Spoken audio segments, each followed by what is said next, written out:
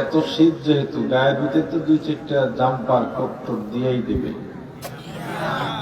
হ্যাঁ,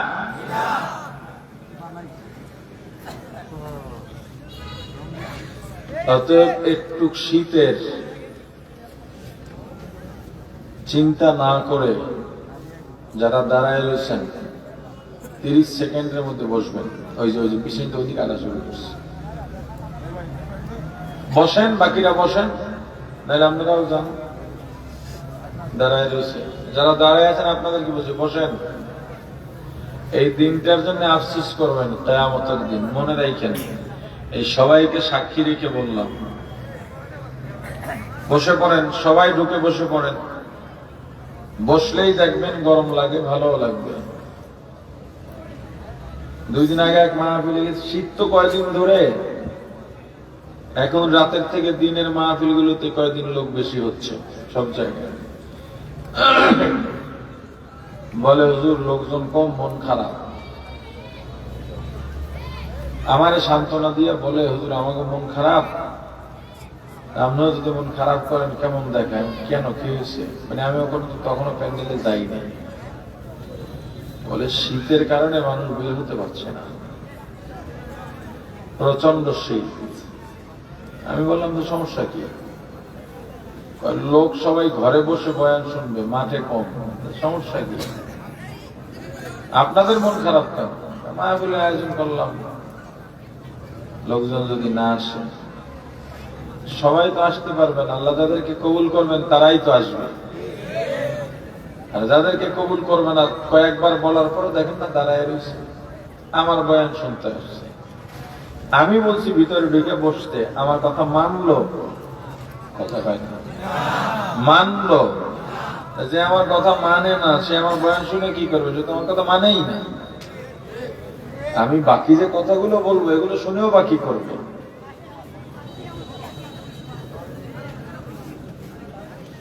যাক, ময়দানে গেলাম, লোক আসলেই কম। অত শীতের মধ্যে পরে আবার লোক আসবে বুঝি নেই, বলায় আর কি। এই 2-3 দিন আগে ওরা মোটামুটি মাঠ ভরল। যেহেতু শীত, এই শীতের মধ্যে আমি আপনাদেরকে বয়ানের আগে একটা বড় বয়ানের সবক দিতে চাই, আপনি যেটা পালন করবেন।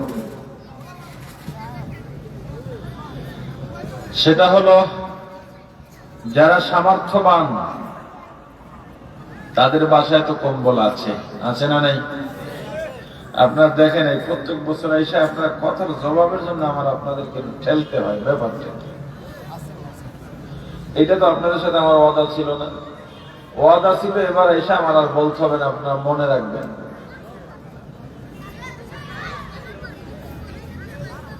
কি ওয়াদা রক্ষা করবেন? মাশাআল্লাহ, আসলেই তো শীত, আমার তো শাল গায়ে দেওয়া লাগে না। ব্যাপারে কি এত শীত কেন? সব ঠান্ডা হয়ে গেছে। হ্যাঁ, আচ্ছা,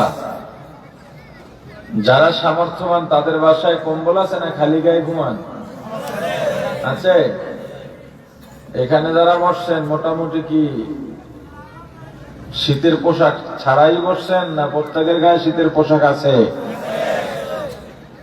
আসল ওয়াজ হলো এইটা, পরে যেটা ওটা হলো বকবকানি।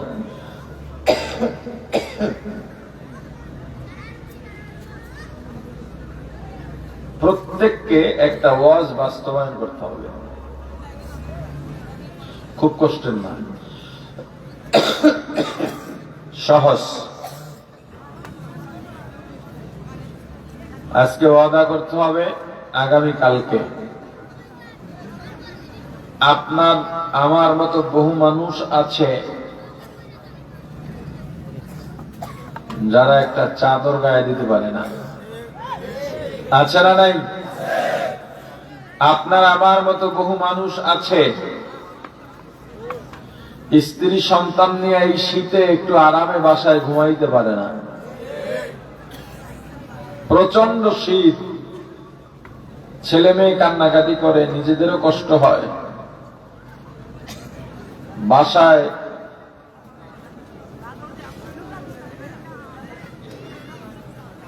ওই যে কার্পেট আছে না প্লাস্টিকের ধরনের, এগুলো দিয়া পরে উপরে লুঙ্গি শাড়ি পুরান এগুলো দিয়ে যে কাঁথা সেলাই করে ওর গায়ে দিয়া থাকে। বহু মানুষ এই শীতে রাস্তার পাশে আছে, আছে না নাই? আহারে, নিজে শুধু পেট ভইলা খাইলা, পাশের ঘরের মানুষটার কি অবস্থা খোঁজ নিলা না। এটা কি মুসলমানের হওয়ার কথা ছিল? মুসলমানের কাজ হওয়ার কথা ছিল? আমার রাসূল মানবতাবাদী ব্যক্তিত্ব ছিলেন, মানবতার শ্রেষ্ঠ উদাহরণ মুহাম্মদুর রাসূলুল্লাহ সাল্লাল্লাহু আলাইহি ওয়াসাল্লাম। মানুষ বলে আমার রাসূল গরীব ছিলেন, কে বলেছে? এটা সত্য নয়। এটা কি না? আমার রাসূল গরীব ছিলেন না, রাসূল ধনীদের ধনী ছিলেন, কিন্তু সম্পদ জমা করে রাখতেন না। গালেবান সম্ভবত হুজুরের শেষ হজের সময়, আমার খেয়াল নাই, সম্ভবত হজের সময় আল্লাহ রাসূল 100 উট কোরবানি দিয়েছিলেন। গরিবেরা এটা করে, টাকা তো বলে না, এটা গরিবেরা করে। আমার রাসূল ধনীদের ধনী, আমার রাসূল গরিব না। সম্পদ ছিল, অর্থ ছিল,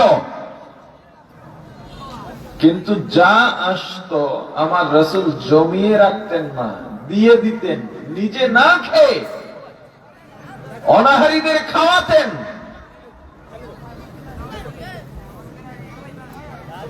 নিজে ক্ষুধায় পেটে পাথর চাপা দিতেন, কিন্তু অন্যদের ক্ষুধা আমার রাসূল সইতে পারতেন না।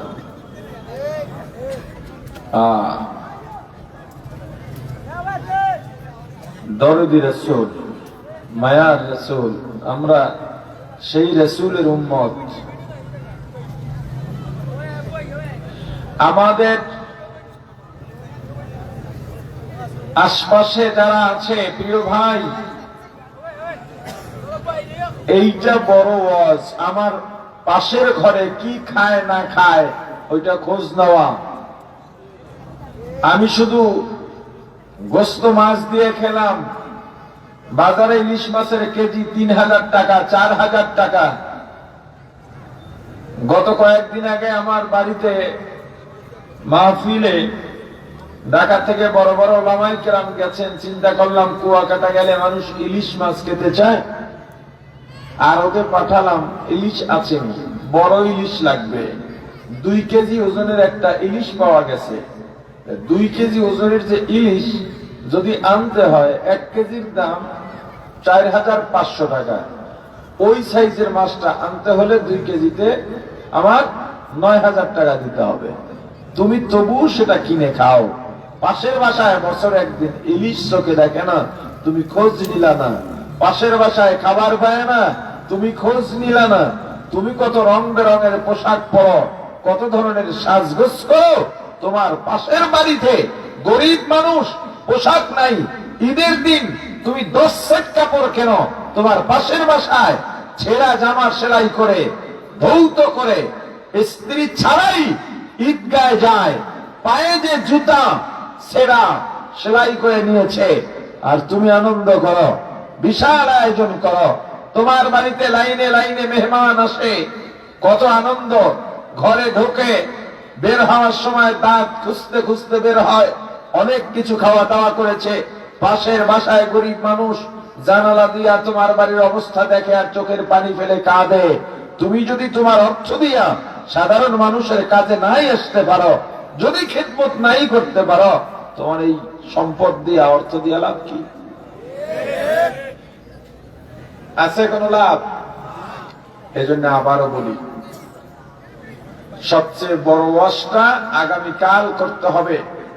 এখানে যে কয়েকজন মানুষ আসছেন, 10 ঘরের কথা বলি না, মাত্র একজন শীতার্ত ব্যক্তিকে, আপনার পোশাক আছে, আপনার ঘরে কম্বল আছে, আপনার শীত লাগে না, খোঁজ করলেই দেখবেন এই বালাগঞ্জে বহু মানুষ আছেন যারা শীতের কারণে পুরো শরীর বরফ হয়ে যায়, দিনে রোদ পোহাতে পারে, রাতের অপেক্ষা সামনে রাত চিন্তা করলেই ভয় থরথর করে কাঁপে, কারণ প্রচন্ড শীত, কিভাবে রাত কাটাবো, ছেলে মেয়ে নিয়ে ঘুমাতে পারে না, ছেলে মেয়ে কান্নাকাটি করে, শীতে কষ্ট পায়।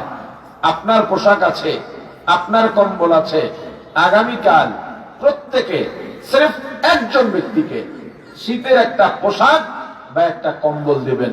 এই নিয়ত করেন, ওয়াদা করেন।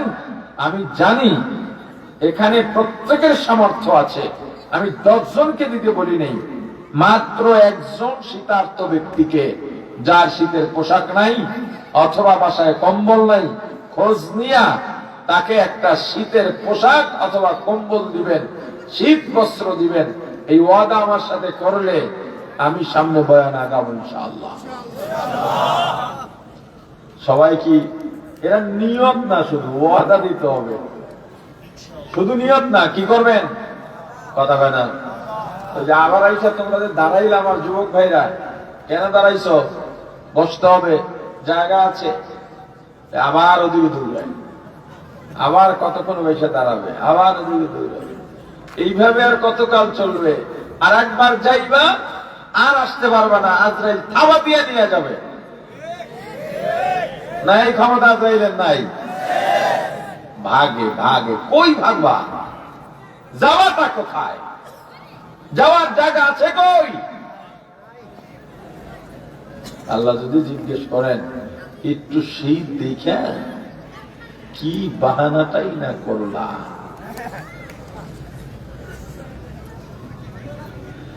কত মানুষ আছে দেখবেন এই শীতের মধ্যে অজু করতে ভয় পায় না, আছে না নাই? ফজরে উঠতে ভয় পায় না, আছে না নাই?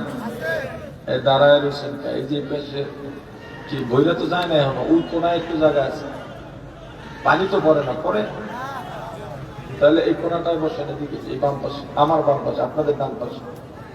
আরে দাঁড়ায় আছেন কেন, বসেন বসেন, লাভ আছে, বসেন বসেন। লাভটা কিয়ামতের ময়দানে বুঝবেন, লসটাও বুঝবেন, আজকে না বুঝলো। আলহামদুলিল্লাহ, আমি বয়ানে চাটা খাই না তো, না লাগবে না, আমি নিজেও চা খাই না, কেউ রেফানও সবাইতে দিই না, চাও খাইতে দিই না, বাদামও খাইতে দিই না। আচ্ছা, আলোচকে অনেকে খান, তার প্রয়োজন হতে পারে, অনেক সময় কাশি আসে, কারো গলা ভাঙা থাকে, খেতে পারে, এটা প্রয়োজনে। আমার কাছে অসুন্দর লাগে আর কি, বয়ান তো একটা আহম জিনিস, এটা গুরুত্বপূর্ণ বিষয়। এই জন্য বয়ানের সময় সবার ধ্যান খেয়ালের সঙ্গে বয়ান শোনা উচিত। যাই হোক, আল্লাহ বলেন ইন্নামাল মুমিনুন, মুমিন তো তারা, আল্লাযীনা ইয়াযকুরুনাল্লাহ, না আল্লাযী ইযা যুকিরাল্লাহ, যখন আল্লাহর জিকির হবে। কার জিকির? ওয়াজিলাত কুলুবুহুম, তখন তার অন্তরে কম্পন সৃষ্টি হবে। আল্লাহর জিকির নিজে করা, শোনা বা দেখা, যে কোনো অবস্থায় মুমিনের কলবে যদি কম্পন সৃষ্টি না হয়, অর্থাৎ জিকিরে আল্লাহর ভালোবাসা, হৃদয়ের পরিবর্তন হবে, কলবের পরিবর্তন হবে। এই যে বসে আছেন, এখন যদি ঠান্ডায় পানিতে গোসল করতে নামেন, শরীরের অবস্থা আর এখনের অবস্থা কি এক থাকে? এখন যদি আপনার শরীরে পানি ঢালা হয়, আপনার অবস্থা পরিবর্তন হবে না? ঠিক তদ্রুপ ভাবে মুমিন তারা আল্লাহর জিকিরে যাদের কলবের অবস্থা পরিবর্তন হয়, এই স্বাভাবিকভাবে বসে আছে, কথা বলছে, কাজ করছে, মসজিদে আজান হয়ে গেল, আজান ও জিকির, নামাজ ও জিকির, এগুলো বলবো ধারাবাহিক ভাবে। আজান হয়ে গেছে, মুমিনের কলবের পরিবর্তন, সে কাজ ছড়ায়া মসজিদে দৌড় দিছে। এই জিকির দুই ভাবে হবে। জিকির অর্থ স্মরণ, স্মরণ করা। জিকির অর্থ কি? ভাই ভিতর থেকে বয়ান আসতেছে না, আপনারা যদি আমার কথার জবাব না দেন জেন খলত মলত হয়ে যাবে। আপনাদেরকে এইভাবে রাইখা যায়নি। শীতে আরো জবাব দেবেন জোরে জোরে, যাতে শরীর গরম হয়ে যায়। তাও কথা বলে না। শীত শরীরে, জিহ্বায় কি শীত আছে নাকি? জবাব দিয়ে কথা বলেছেন। আল্লাহর স্মরণ প্রথমত অন্তর থেকে হবে, তবে এটা প্রকার ভেদের মধ্যে নাই। কারণ অন্তরে যার যা থাকে কাজে এবং জবানে সেটা প্রকাশ পায়। অতএব আল্লাহর স্মরণ যদি অন্তরে থাকে সেটা জবানে এবং কাজে প্রকাশ পাবে। তো জিকির দুই ভাবে হবে। এর মধ্যে এক, জবানের মাধ্যমে। আপনি এটাকে জিকিরে লিসানি বলতে পারেন, বা জবানিও বলতে পারেন, বা কওলি বলতে পারেন। আর একটা হলো কাজের মাধ্যমে, আমলের মাধ্যমে জিকির হবে, ওটাকে আপনি ফেলি বা আমলি বলতে পারেন। জবানের জিকির সুবহানাল্লাহ, আলহামদুলিল্লাহ, আল্লাহু আকবার, লা ইলাহা ইল্লাল্লাহ। আপনি যদি পীরের মুরিদ হয়ে থাকেন, যেই পীর কোরআন সুন্নাহ ভিত্তিক আপনাকে জীবন পরিচালনার পরামর্শ পেশ করেন, এমন পীর আপনাকে যদি ইল্লাল্লাহ জিকির দিয়া থাকে সবক হিসেবে আপনার আমলের পরিবর্তন করবার জন্য, শুধুমাত্র ওই ক্ষেত্রে ইল্লাল্লাহ জিকির। মূলত হাদিসে নির্দেশিত জিকিরে ইল্লাল্লাহ নাই। তবে উলামায়ে মুতাআক্কিরিন এবং আমাদের আকাবিরে দ্বীন সলফে সালিহিন, দারুল উলুম দেওবন্দ থেকে শুরু করে আমাদের বড়রা সবাই ইল্লাল্লাহ জিকির করেছেন এবং এটাকে তারা জিকির হিসেবে সাব্যস্ত করেছেন। জবানের জিকিরের মধ্যে আরো আছে আল্লাহ, ইস্তেগফার করাও জিকির, দরুদ শরীফও জিকির, তেলাওয়াত করাও জিকির। এই জবানের জিকিরের মধ্যে সবথেকে উত্তম জিকির قال النبي صلى الله عليه وسلم أفضل الذكر لا إله إلا الله أو كما قال النبي عليه الصلاة والسلام ذكر حقا مدغذائي روح را مرحما مدعي دل مج روح را اللہ اللہ کیا مبارک نام ہے اللہ اللہ عاشقوں کا کام ہے لا الہ الا اللہ لا الہ الا اللہ لا الہ الا اللہ لا الہ الا اللہ لا الہ الا اللہ لا الہ الا اللہ। জবানের জিকিরের মধ্যে সবচেয়ে উত্তম জিকির লা ইলাহা ইল্লাল্লাহ।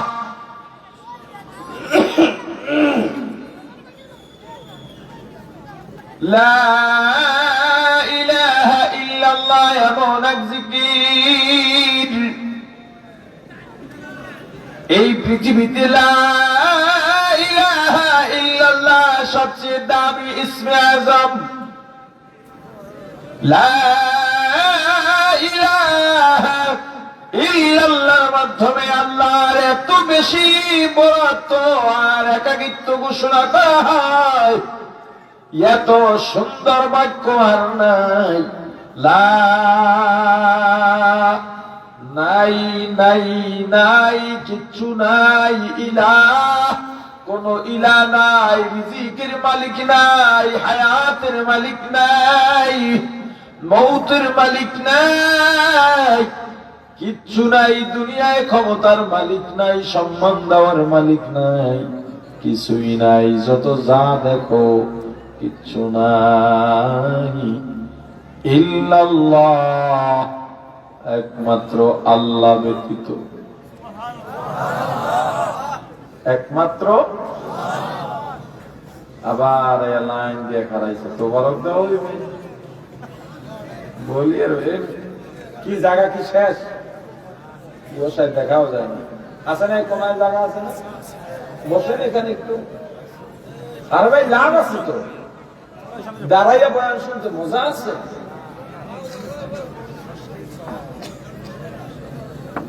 আমার অভিযোগ খালি আল্লাহ আমারে সুর দিছে, কিন্তু আমি কথা কই বলে এক ঘন্টা কই অল্প সুর দেয়, শুরুতেই টান মারছি দেখছে। হ্যাঁ মিতাই কি কয়? আল্লাহ বসেন বসেন, অনেক এক দুইজন বসার জায়গাও যতক্ষণ থাকবে ততক্ষণ বসতে হবে, এরপর দাঁড়াই সমস্যা হবে।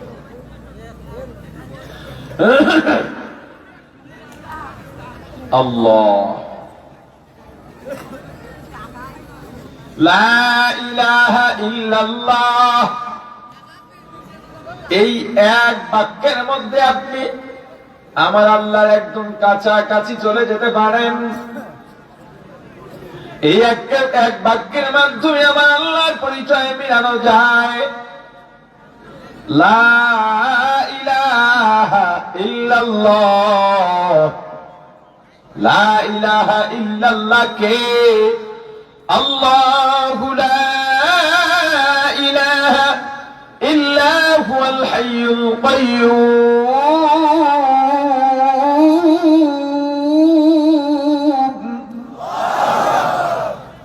লা তাখুযুহু সিনাতুন ওয়ালা নাওম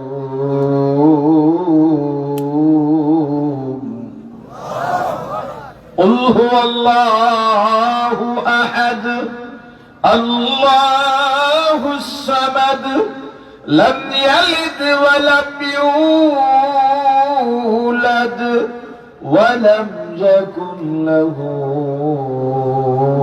كفوا أحد لا جد ولا ند ولا حد لمولاه لا جد ولا ند ولا حد لمولاه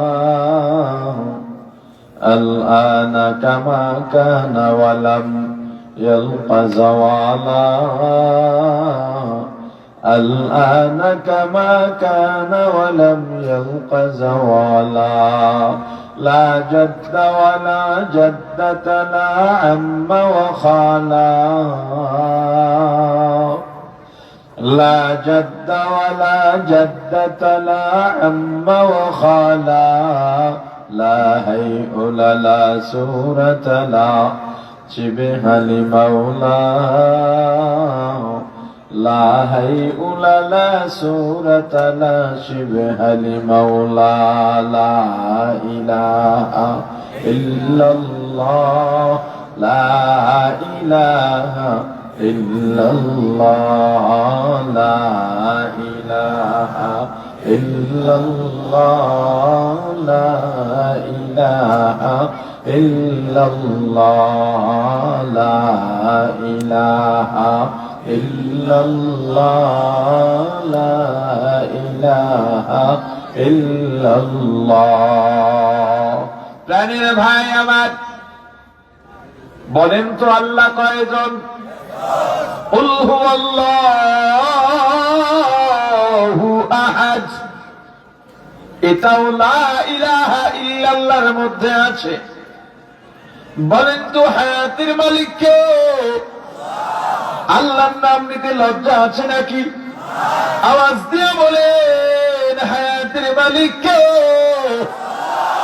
এটাও লা ইলাহা ইল্লাল্লাহর মধ্যে আছে। বলেন মৌতের মালিক কে?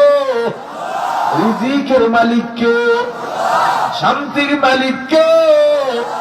এগুলো লা ইলাহা ইল্লাল্লাহর মধ্যে আছে। আল্লাহুস সামাদ, এটাও লা ইলাহা ইল্লাল্লাহর মধ্যে আছে। লাম ইয়ালিদ ওয়া লাম ইউলাদ, এটাও লা ইলাহা ইল্লাল্লাহর মধ্যে আছে। ওয়া লাম ইয়াকুল লাহু কুফুয়ান আহাদ, এটাও লা ইলাহা ইল্লাল্লাহর মধ্যে আছে। هو الله الذي لا إله إلا هو عالم الغيب والشهادة هو الرحمن هو الرحيم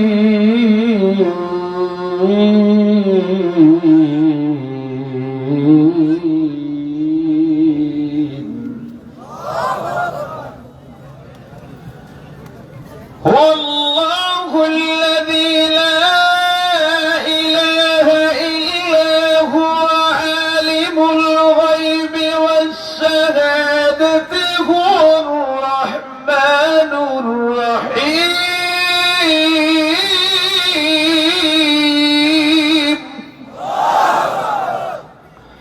هو الله الذي لا إله إلا هو الملك القدوس السلام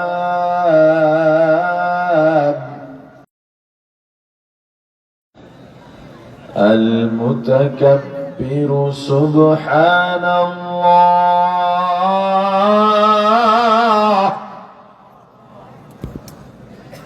سبحان الله عما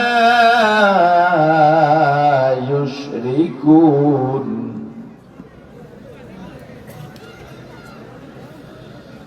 والله الخالق البارئ المصور له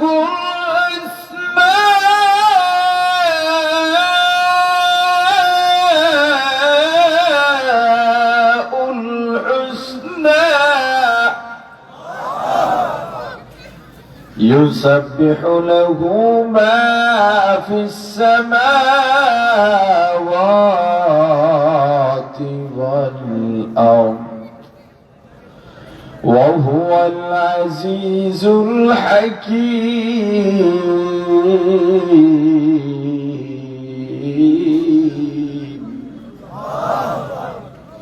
محبت সবাই কয়েকবার লা ইলাহা ইল্লাল্লাহ জিকির করেন।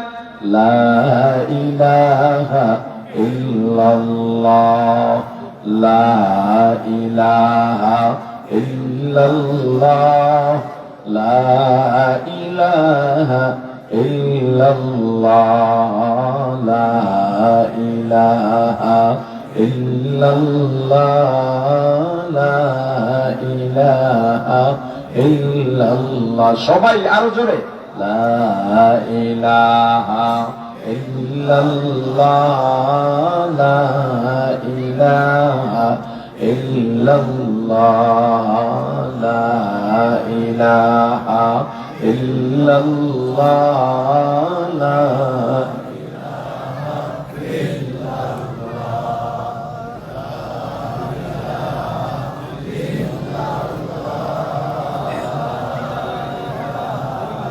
إلا الله لا إله إلا الله لا إله إلا الله প্রাণের ভাই আমার লা ইলাহা ইল্লাল্লাহর জিকির কয়বার করলাম মুসলমান হইতে চাও? তুমি হিন্দু, তুমি খ্রিস্টান, তুমি ইহুদি, যদি মুসলমান হইতে চাও লা ইলাহা ইল্লাল্লাহ ছাড়া তুমি মুসলমান হইতে পারবা না।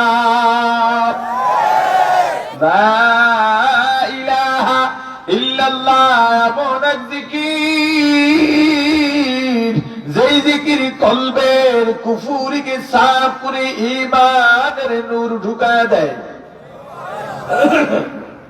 লা ইলাহা ইল্লাল্লাহ এমন এক জিকির, যেই জিকির কলবের সব গুনাহ বের করে, গুনাহকে আল্লাহ গুনাহ পরিষ্কার করে আল্লাহর সঙ্গে সম্পর্ক করে দেয়। লা ইলাহা ইল্লাল্লাহ এমন এক জিকির, যেই জিকির কলবে গায়রুল্লাহর ভালোবাসা দূর করে আল্লাহর ভালোবাসা করে দেয়। যেই জিকিরের মাধ্যমে তাআল্লুক মা আল্লাহ হয়ে যায়, ওই জিকিরের নাম লা ইলাহা ইল্লাল্লাহ। বলেন লা ইলাহা ইল্লাল্লাহ, লা ইলাহা ইল্লাল্লাহ। জিকির মজা না বিরক্ত? না, এই যে জিকিরের আয়াত পড়লাম, এইটা শুধু পীর মুরিদি যারা করে তাদের জন্য আল্লাহ নাযিল করছেন। কি করে কিতাব? হ্যাঁ, সবার লাগেনি, আসানি।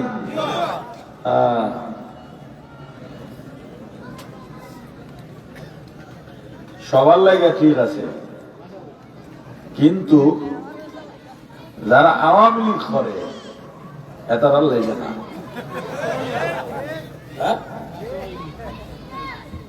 যারা বিএনপি করে তাদের লেগে না। তাহলে জিকির করে কারা? হ্যাঁ, আওয়ামী লীগ বিএনপির মুরিদ যারা। আপনাদের জমানে তো কোনো সময় জিকির শুনি না, তারা কথা বলে না। কোরআনের আয়াত, এই আয়াত কোন পীরের জন্য, দরবারের জন্য, দলের জন্য, মোমেনের জন্য। তার মানে যারা আওয়ামী লীগ বিএনপি করে তারা মোমেন না। এই ময়দানে যারা আছেন আওয়ামী লীগ বিএনপির লোক নাই, ইমানদার দাবি করেন না নিজেরে, জিকির করেন না কার? বলেন, জিকির নাই কেন? ঘরে জিকির নাই, বাইরে জিকির নাই, পুরুষের মুখে জিকির নাই, নারীর জিকির নাই, এমনকি আলেমের জবানে জিকির নাই। তুমি কাজ করবা, কাজের জন্য হাতের প্রয়োজন হয়, জবান লাগে না। রিক্সাওয়ালা রিক্সা চালায়, হাত দিয়ে হ্যান্ডেল ধরা লাগে, পা দিয়া পেডেল মারতে হয়, জবান কোনো কাজে লাগে না। জবানে জিকির করো লা ইলাহা ইল্লাল্লাহ, লা ইলাহা ইল্লাল্লাহ, লা ইলাহা ইল্লাল্লাহ, লা ইলাহা ইল্লাল্লাহ, লা ইলাহা ইল্লাল্লাহ। এ দোকানদার, দোকানদারি করো, পালা লাগে, মাপা লাগে, হাত দিয়া পালা ধরো, হাত দিয়া প্রোডাক্ট গুলো, খাবার গুলো, দোকানের মালপত্র পালায় উঠাও। জবান কোনো কাজে লাগে না, জবানে জিকির করো লা ইলাহা ইল্লাল্লাহ, লা ইলাহা ইল্লাল্লাহ, লা ইলাহা ইল্লাল্লাহ। মাঝি নৌকা চালাও, টলার চালাও, হাত দিয়া বইঠা মারা লাগে,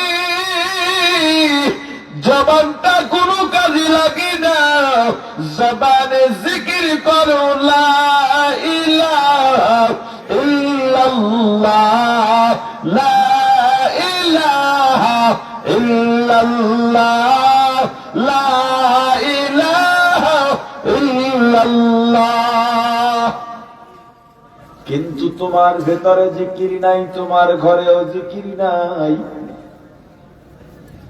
তোমার সন্তানের জবানেও জিকির নাই, অথচ লা ইলাহা ইল্লাল্লাহর জিকির এমন পাওয়ার, লা ইলাহা ইল্লাল্লাহ এমন এক জিকির ওয়া মুসলিম যার কলবে ঈমানের নূর নাই। লা ইলাহা ইল্লাল্লাহ যদিও তেলাওয়াত করে, লা ইলাহা ইল্লাল্লাহর জিকির করে, হিন্দু বৌদ্ধ খ্রিস্টান ইহুদি নাসারার কলবের কুফরিকে হটাইয়া, কুফরিকে জ্বালাইয়া পোড়াইয়া লা ইলাহা ইল্লাল্লাহ হেদায়েতের নূর ঢুকাইয়া দেয়। এইটা ছোট্ট একটা জিকির, তাই না? কথা লাগে। এই ছোট্ট জিকির থেকে আমরা গাফিল। এটা না, আলোচনা তো বহু আছে, একটা একটা সবগুলোই করবো, কিন্তু আর একটা কপাল আছে বালাগঞ্জের মাহফিল। কপাল লাগে প্রত্যেক বছর বয়ান শুরু করিস, মানে বিষয় কিন্তু শেষ করতে না, থুইয়া যাই আর কইয়া যাই কি আগামী বছর মনে করাই দিলে বলবো, কিন্তু আপনারা যে একবার মনে করাই দিচ্ছেন, একবার তো এইবার নিয়ত করছিলাম যে সূরা ফাতিহার তাফসীর করবো। আমার ইয়ায় না এটা করছি না, আমি জানি না, আমার মনে থাকে না কোন বছর কি বয়ান করি। কথা বলছেন কোন এটা এখানে করছেন একবার, আমি জানি না, আপনারা বলতে পারেন সূরা ফাতিহার কি তাফসীর করছিলাম কোনবার এখানে? আমার তো মনে পড়ে না। তাহলে ওর কপালে যে মাইরে আছে, এটা আবার আগামী বছর ইনশাআল্লাহ সূরা ফাতিহা। আজকে জিকির সারি, কথা কয় না, আজকে একবার কষ্ট ছাড়া আমলের জিকির, যেই আমলের বয়ান, যেই বয়ানে কষ্ট দূর, যেই আমলে কষ্ট লাগে না, টাকা লাগে না, পয়সা লাগে না, কোন আমলেই টাকা পয়সা লাগে না, কিন্তু একটা আয়োজনের ব্যাপার তো আছে। রমজান আইলে একটা আয়োজন আছে, নামাজে দাঁড়ালে আয়োজন আছে, জিকিরে কোনো আয়োজন লাগে না। জিকিরে কি লাগে না? আচ্ছা জিকির করে কারা জানেন? এখানে তো আল্লাহ মুমিনের কথা বলছেন, শুধু মুমিন না, যারা জ্ঞানী, যারা বুদ্ধিমান তারা জিকির করে। যারা জ্ঞানী না, যারা জিকির করে না, ওরা জ্ঞানী না। আমি বানাইয়া বলতেছি, দেখেন আল্লাহ কি বলেন, ইন্না ফি খালকিস সামাওয়াতি ওয়াল আরদি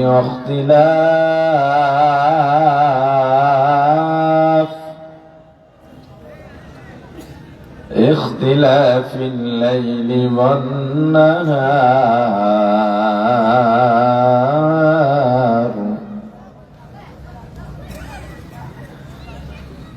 اختلاف الليل والنهار لآيات لأولي الألباب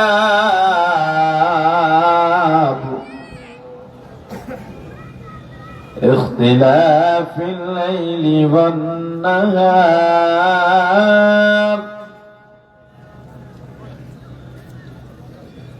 اختلاف الليل والنهار لآيات لأولي الألباب